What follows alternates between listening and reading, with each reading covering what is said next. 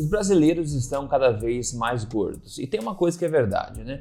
Não é o que você come de vez em quando, mas sim o que você come frequentemente, que é realmente responsável pelo seu estado atual, da sua saúde e do seu corpo também. Agora saiba que existem 10 alimentos, somente 10 alimentos, que formam basicamente metade da dieta, né, do dia a dia do brasileiro. Segundo um estudo aí publicado em 2020 pelo professor aqui da Unicamp, Walter Bilek, né, de acordo com dados do IBGE, esses 10 alimentos que compõem basicamente metade da dieta do brasileiro são o arroz, o feijão, o pão francês, a carne bovina, frango, banana, leite, refrigerantes, cervejas e açúcar cristal. Agora, na minha opinião, não são exatamente estes alimentos que são responsáveis pela calamidade aí de sobrepeso, pelo que realmente está engordando a população brasileira, porque realmente tem mais minhoca nesse buraco. Então vamos descobrir, vem comigo que eu vou te contar agora. Se você é novo aqui, meu nome é Rodrigo Polesso, eu sou pesquisador independente de ciência da nutrição, autor best-seller e criador do único método metabólico de emagrecimento, o acelerador de emagrecer de vez.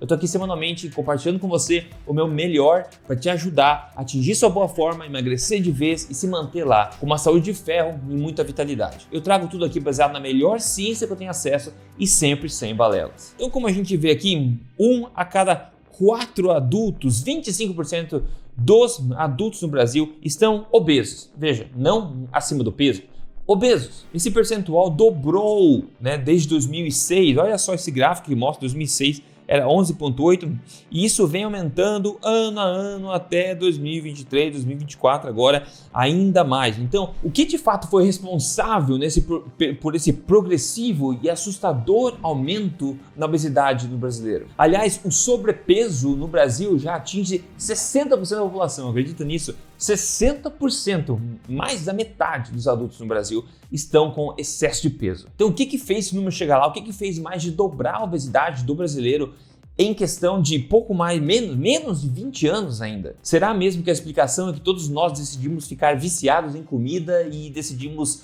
ser preguiçosos pra caramba? Será que isso explica? Provavelmente não, na verdade. Eu já te conto a minha opinião. Antes, deixa eu te mostrar aqui quais são as capitais do Brasil que são as mais gordas, né? Quais capitais mais gordas, quais capitais menos gordas. Dá uma olhadinha nessa lista aqui, oficial da Vigitel. A gente tem aqui a capital mais gorda do Brasil é Macapá. Depois Porto Alegre, lá do meu Rio Grande do Sul. E lá embaixo, né, a gente vê Goiânia como a capital menos obesa aí do Brasil. Mas vamos lá, existem, ao meu ver, 3 grandes fatores aqui que basicamente explicam esse progressivo engordamento da população brasileira aqui. E o segundo deles é particularmente importante. Mas vamos começar pelo primeiro aqui. No primeiro fator, sem dúvidas, né, de longe, um dos maiores aí fatores de fato responsáveis por esse declínio enorme da boa forma do brasileiro aí, na minha opinião, tem sido o progressivo enfraquecimento da alimentação consumida e da alimentação oferecida ao brasileiro, que vem substituindo os alimentos fortes por alimentos fracos de hoje em dia. Ou seja, substituindo alimentos naturais que ajudam o nosso corpo por gororobas industriais que tendem a atrapalhá-lo. Como diz esse artigo aqui, se referindo ao estudo que eu mencionei, ele diz: o estudo mostrou também que nas últimas décadas houve um grande crescimento dos produtos industrializados em detrimento dos naturais. Enquanto o consumo de alimentos in natura caiu 7% entre 2002 e 2018, os processados e ultraprocessados subiram de 18% para 46%, respectivamente. Já a compra de refeições prontas, como lasanhas e pizzas congeladas, subiu 250%, né? Ao mesmo tempo em que diminuiu o consumo de ingredientes culinários. Pessoas cozinhando menos, né, e comprando mais gororobas prontas. E a indústria é felizinha em te oferecer tudo o que você está procurando. E se a gente for analisar a distribuição de vendas dos supermercados, é bem interessante também. Dá uma olhadinha nesse gráfico, ó. 1/4 do que os supermercados faturam vem do que eles chamam de mercearia seca, que são massas, óleos, guloseimas e outras porcarias, ok? Enquanto somando-se, né, quando a gente soma o açougue, a gente soma também todo o hortifruti granjeiro aqui, somando tudo isso a gente tem menos de 20%, que é abaixo então dessa mercearia seca que eles fazem. Então esse é um sinal grave também. Então a gente vê que existe realmente uma mudança bem significativa nos hábitos alimentares do brasileiro, né? Deixando a alimentação mais fraca e se esquecendo um pouco a alimentação forte que um dia foi mais comum. Se você me acompanha, que você já sabe o que é alimentação forte, como fazer ela, tá? Então eu sempre dou dica, mas fica ligado aí. E agora eu quero te falar do fator número 2, que é crucial, muito importante, e muita gente na verdade acha que isso é uma coisa saudável de se fazer, e na minha opinião é uma das piores coisas que você pode fazer, tá? Tem um alimento aqui que não está na lista daqueles 10 que eu passei no começo aqui, mas que é, na minha opinião, um dos que mais pode estar contribuindo para a calamidade de excesso de peso aqui do povo brasileiro e também de doenças crônicas. E você quer adivinhar qual é? Tenta arriscar. É o óleo de soja. Esse artigo diz o seguinte: o principal óleo comestível consumido no Brasil é o de soja, com mais de 90% do volume. A produção e o consumo dessa gororoba industrial explodiu no Brasil nas últimas décadas. Olha só, 1970 basicamente era aqui insignificativa a produção e o consumo disso aqui era muito pequeno comparado ao que virou hoje. Então é uma coisa que mudou drasticamente nas últimas décadas. 85% da produção do óleo de soja no Brasil é para o próprio consumo interno. E acredite, metade desse óleo de soja vai para você comer e a outra metade vai para abastecer motor de caminhão a biodiesel. Que legal, né? E você comendo isso, né? Que maravilha. Se você come fora, você pode ter certeza absoluta que 99% das vezes você vai estar consumindo aí óleo de soja, porque a enorme maioria, né, dos restaurantes utilizam algum tipo de óleo, seja de soja, canola, girassol, algodão ou margarinas. É tudo farinha do mesmo saco. Então você está exposto a isso o tempo inteiro. Em frituras, em comidas prontas, em buffets, né, nos restaurantes, como falei, industrializados de todos os tipos e até muitos produtos de beleza que você põe na pele contém óleo de soja, ok? Então é importante lembrar também que o óleo de soja, assim como os outros óleos vegetais industriais que eu mencionei, né, eles são uma nova adição na dieta humana. É uma coisa nova, recente, é um experimento que nós estamos fazendo na humanidade, que é uma coisa nova. A gente, tá vendo aí o que está acontecendo, o que pode estar acontecendo, né? Nesse artigo aqui da AgroLink, falou que em 2017 o Brasil comemorava 135 anos da introdução da soja no seu território, onde essa introdução permaneceu esquecida por mais de 70 anos. Então, subtrai 70 de 135 aí. Você tem uma ideia de quando começaram, de fato, a utilizar a soja, a produção, etc., quiçá o óleo de soja e disseminar essa população. É uma coisa muito recente, assim como a explosão de obesidade e doenças crônicas é uma coisa muito recente também. O que aconteceu é que a enorme promoção e marketing, né, desses óleos industriais aí levou as pessoas a substituírem aquelas gorduras fortes, naturais e ancestrais que elas sempre vinham consumindo por gerações e gerações, como manteiga, azeite de oliva, óleo de coco, a banha de um porco de qualidade, gordura bovina mesmo, azeite de dendê, etc, né? Substituir tudo isso por essas gororobas que eu já falei, óleo de soja, óleo de milho, óleo de girassol, margarinas, óleo de algodão, a canola, esse tipo de coisa. Então, substituindo as gorduras fortes, naturais e ancestrais por gorduras fracas, modernas e industriais, né? Tá dando. Se você nunca me ouviu falar sobre a ciência por trás dos perigos dessas gorduras poliinsaturadas, esses óleos industriais, né? Hoje nós temos uma literatura bastante rica aí, e convincente disponível, né? Mostrando o quão obesogênicos, né? Promotores do ganho de peso, promotores de fome e também quanto pró-inflamatórios, metabolicamente falando, pró-oxidativos, esses óleos também são, na verdade. E eu tenho vários vídeos aqui no canal falando sobre isso. Então, por isso eu recomendo que você depois dá uma olhadinha, digita aí óleos vegetais, Rodrigo Polesno, dá uma olhadinha nos meus outros vídeos, eu falo bastante disso, tem muita literatura por trás. Então, esse é o fator número 2. Agora, vamos pro fator número 3 aqui pra gente fechar, ok? Que é você dar um tapa nesse botão de gostei desse vídeo, se a informação que eu tô compartilhando com você hoje aqui tá agregando alguma coisa à sua vida, eu fico muito grato. Se você não me segue aqui, esse tipo de informação você não costuma ver em outros lugares por aí. Então me acompanha aqui, segue o canal que a gente vai em frente junto, ok? O terceiro fator é o seguinte: má nutrição engorda, ok? Má nutrição engorda.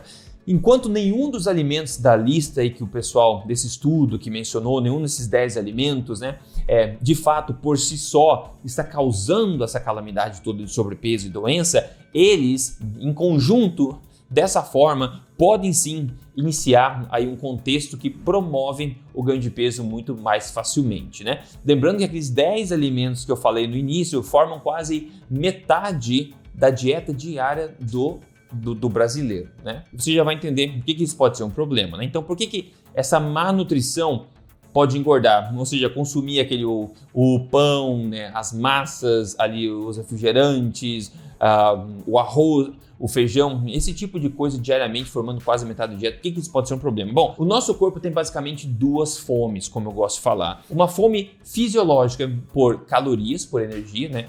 E uma fome fisiológica por nutrientes. A fome psicológica, como muita gente diz, fome psicológica, na minha opinião, ela também é fisiológica, né? Isso porque muitos desequilíbrios hormonais, desequilíbrios metabólicos, disfunções metabólicas, inclusive na nutrição de fato, acaba acarretando em sintomas que as pessoas acham que são psicológicos, como gulas fora de hora, uma fome maluca, assim, vontade de comer doce sem controle.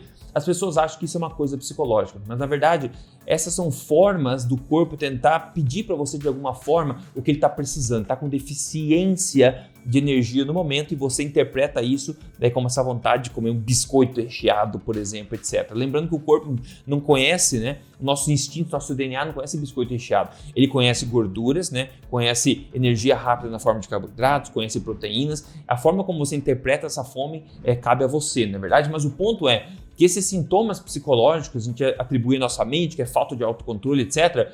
Geralmente eu vejo muito no pessoal que segue meus programas, por exemplo, esse tipo de coisa sumindo quando elas arrumam justamente a alimentação, fecham essas lacunas nutricionais que existem e aí magicamente o corpo não precisa mais dar para você esses sinais porque ele não precisa mais dessas coisas. Essas coisas já foram atendidas. Então, como eu costumo falar aqui, que a maior causa da obesidade é uma disfunção metabólica, não é um problema calórico, onde o corpo basicamente tem um excesso de gordura estocada, né?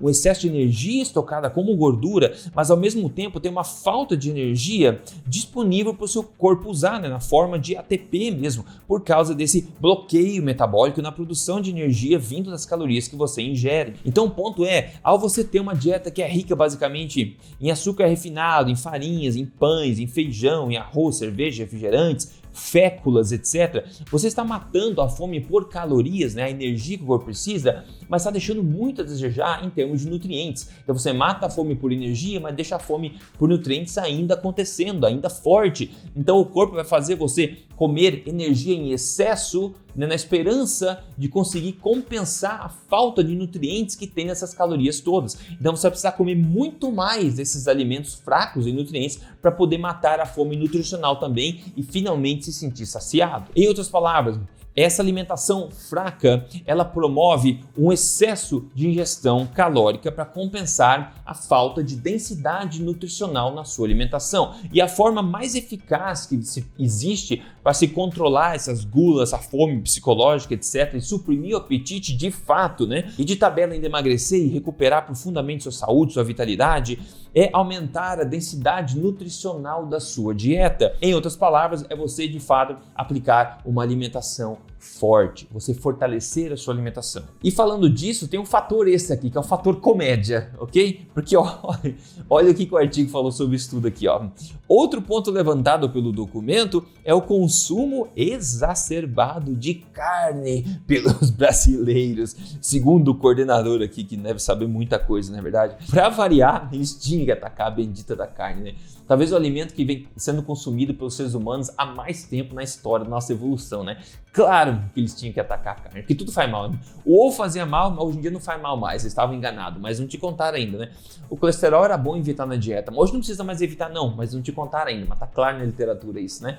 Muitas outras coisas, não, você não deve comer, mas até os médicos, né, se atualizarem, passarem por essas coisas, demoram décadas e você fica aí perdido que nem um pateta, infelizmente, né? Então, agora vê, não, que a carne faz mal, claro, a carne faz mal, a gente vem comendo desde sempre, desde gerações e gerações e gerações, né? Nós só agora recentemente vimos uma explosão de obesidade e doenças no mundo e claro, que a culpa vai ser num alimento ancestral como a carne, mas é um absurdo isso. Então, eles estão basicamente atacando um dos únicos alimentos aqui comuns à dieta brasileira que está salvando o brasileiro e não deixando o brasileiro ficar tão doente, tão obeso como outros povos da América do Norte, por exemplo. E a forma mais poderosa de você, de fato, fortalecer a sua alimentação é substituindo alimentos fracos na sua dieta por alimentos fortes. Por exemplo, a carne bovina, obviamente, e outras carnes também. Eu sempre falo de quais alimentos são fortes, quais alimentos são fracos, né? Em vários vídeos aqui. Por exemplo, substituir o feijão por carne é uma forma de você fortalecer o seu prato. O feijão é infinitamente inferior à carne em termos de nutrientes, em termos de proteínas também. Mas ninguém te conta isso, tem gente que se revolta ainda, mas é um mero fato nutricional. Levando em consideração os antinutrientes, a composição, a forma como o corpo absorve o feijão, essa leguminosa, isso é óbvio, devia ser ensinado na pré-escola esse tipo de diferença. Outra coisa, substituir farinhas, no geral, por tubérculos. É uma forma de fortalecer a sua dieta também. O tubérculo tem muito mais nutrientes do que aquela farinha seca ali, moída. Substituir o açúcar refinado por frutas maduras, por exemplo. Que forma de fortalecer a sua dieta. Substituir o pão por legumes de fácil digestão e etc, etc. Substituições simples que podem resolver o problema e fortalecer a sua dieta. E como nós já estamos num estado que tem mais de 60% da população brasileira com excesso de peso, obviamente que está mais do que na hora de a gente começar a pensar no que a gente vem fazendo, né? Que as instruções para nós sermos saudáveis que nós escutamos de todo mundo parecem não funcionar, na verdade, isso me parece óbvio. As pessoas vêm há décadas e décadas tentando aí a fio cortar calorias, se exercitar mais do que nunca e no máximo tem resultado muito sofrido no curto prazo e raramente alguém consegue manter esse estilo de vida tão restrito no longo prazo. Isso obviamente não funciona no longo prazo e nós já sabemos isso, você já sabe disso, né? Já sabemos disso empiricamente e já sabemos disso cientificamente também. E como eu já falei, o ganho de peso não é um problema calórico e também nunca foi um problema calórico, ele é uma disfunção metabólica, ele é um problema metabólico, isso é muito importante, uma distinção enorme que eu não vejo ninguém falando por aí, ok? E esta é de fato a real raiz do problema que a gente está falando aqui. Isso explica por que as pessoas têm ganhado peso, muita gente ganha peso até mesmo comendo pouquinho, já notou?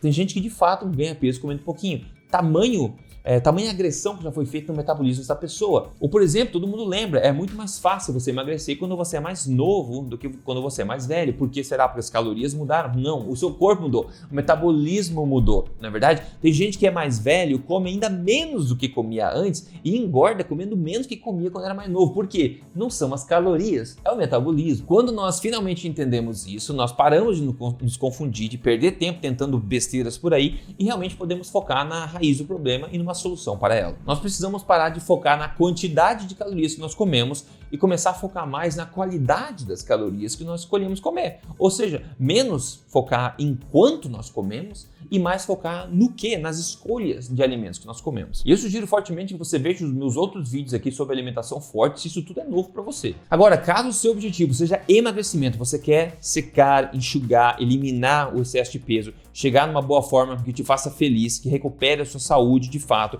e você quer fazer isso passo a passo, guiado pela mão, por um método metabólico de emagrecimento que entende tudo isso que eu falei para você e não mais foca em exercício e cortar calorias ou cortar carboidrato, etc., eu te convido a conhecer o meu programa de emagrecimento, o Acelerador Emagrecer de Vez, que, como eu disse, é o único método metabólico de emagrecimento. E lá dentro não só você vai ter tudo passo a passo, mas vai ter listas de alimentos completas para você seguir, cardápios semanais de exemplos, até fotos das minhas próprias refeições para você ver, para você não ter dúvida nenhuma e muitas outras coisas que são surpresas que você vai se surpreender quando chegar lá dentro. Mas o objetivo é que tudo que você vai ter lá dentro é para te ajudar a não mais se perder e simplesmente saber o caminho certo para seguir, para simplesmente obter resultados. Então, se você quer testar isso em você mesmo, você pode fazer agora com risco zero e minha garantia dupla. Basta você entrar aí agora em aceleradoremagrecer.com.br ou mais fácil, você pode clicar no link da descrição que a gente vai deixar também. Vai ser um prazer te receber lá dentro. Olha só esse resultado